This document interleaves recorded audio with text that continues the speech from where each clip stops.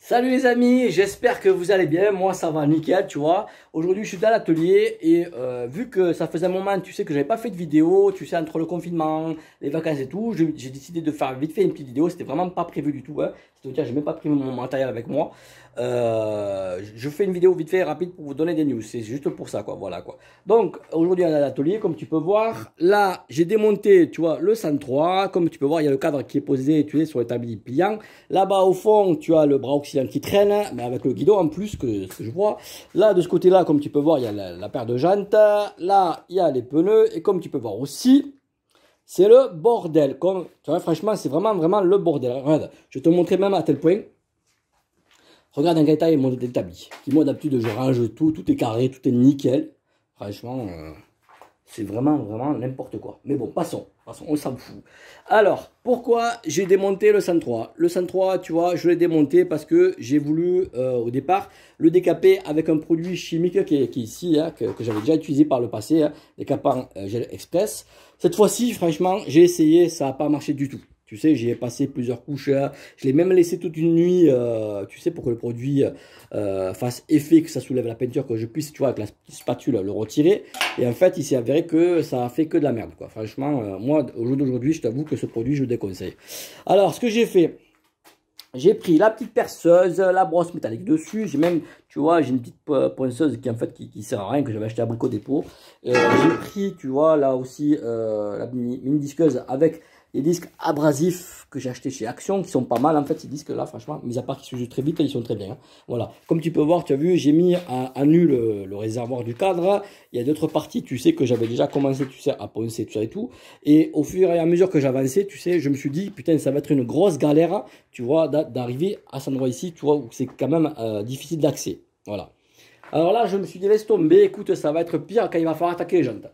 Alors, ce qui fait que là, j'ai décidé que je vais essayer d'appeler le gars que j'avais déjà appelé par le passé, qui m'avait proposé, tu sais, de me décaper, de me sabler, excuse-moi, le cadre, les jantes et le bras auxiliaire pour 120 €, en plus en me passant, d'après ce qu'il m'avait dit, une couche d'après en époxy, ce qui fait que ça permettait, même si je m'attardais à remonter le cadre, il ne venait pas à rouiller, parce que je me suis dit ça c'est nickel, voilà. Donc là je me suis dit, côté, au niveau sablage, je vais le laisser pour lui, comme ça au moins je ne me prendrai pas la tête, et ça ne me fera pas chier là, à passer des week-ends entiers à essayer de poncer tout ça et tout, c'est parce que ça me saoule, je t'avoue. Hein. Je suis un petit peu feignant sur certains sujets, quoi, voilà. Mais bon, ce que je voulais te dire aussi, c'était, je vais te montrer les modifications que j'ai fait, du moins les petites, parce que c'est pas les gros trucs hein, non plus, hein, les petites modifications que j'ai fait pour le cadre, pour les, excuse-moi, putain, je dis n'importe quoi. En fait, les petites modifications que j'ai fait, voilà, on va dire comme ça, voilà. Alors, regarde, je te montre. Là, il y a deux amortisseurs, comme tu peux voir, ils sont totalement différents. À droite, tu as les anciens amortisseurs que j'avais achetés pour le 103. À gauche, c'est des amortisseurs qui sont réservés à la base pour les mini-motos, genre style Dax. Et ces amortisseurs-là, quand je les ai vus, franchement, j'ai flashé dessus, j'ai dit putain, je veux les monter. Le problème, c'est quoi? C'est que le premier problème qu'il y a sur ces amortisseurs, c'est qu'au niveau des diamètres de trous pour les fixations, tu sais, en haut c'est du 10 mm et en bas aussi. Tandis que sur le 103, c'est du 10 mm en haut et en bas, c'est du 8. Alors, ce qui fait que là, il a fallu faire une modification, tu vois, sur le cadre pour pouvoir venir les fixer. Ça, c'est le premier truc, d'accord? La deuxième chose, c'est que moi, quand je monte quand je vais monter ces amortos, je voulais pas qu'ils soient, tu sais, comme on a tendance à voir sur le 103, en biais. Tu sais, je voulais les plus droits possibles. Du coup, mon collègue qui lui m'a fait les soudures m'a proposé de faire quoi? Il m'a dit écoute, vas-y, viens, on part ensemble, on va acheter une barre en inox, une tige filetée, tu sais, comme tu peux voir là. Oula, ça met mon moment pour faire la mise au point, mais bon, passons. Voilà, c'est une barre, tu sais, à peu près de 1 mètre de tige filetée en inox. On a pu couper, tu sais, un morceau d'une tige qui va me permettre, tu sais, pour l'axe, pour la fixation de la partie haute, pour les amortisseurs, d'accord. En même temps, on a acheté des entretoises, ce qui va me permettre, tu sais, d'écarter l'amortisseur pour le mettre vertical. On a agrandi les trous au niveau du bras auxiliaire lui-même. Tu vois, c'était des trous à 8 mm, on est passé en 10 mm, d'accord?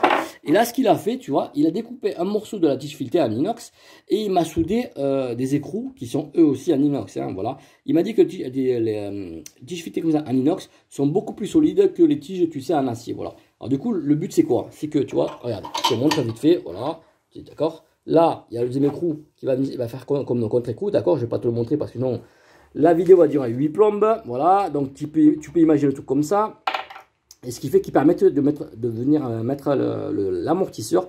Et il sera vraiment, en faisant, j'ai fait le test, hein, j'ai contrôlé bien sûr, les amortisseurs sont quasiment droits. Je dis quasiment droits parce que il me manquait des rondelles et tout. Mais bon, ça sera à la fin quand je remonte et tout, je ferai des réglages. Voilà quoi.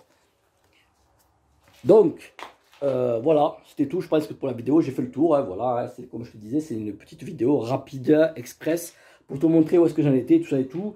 Donc, ce qui fait que là, je vais essayer de contacter le sableur, comme je te disais, amener le cadre, s'il est d'accord, bien sûr, le cadre, les jantes et le bras auxiliant à sabler. Et tu me retrouveras dans la prochaine vidéo pour la peinture. En attendant, je te dis ciao, ciao et rendez-vous dans ma prochaine vidéo.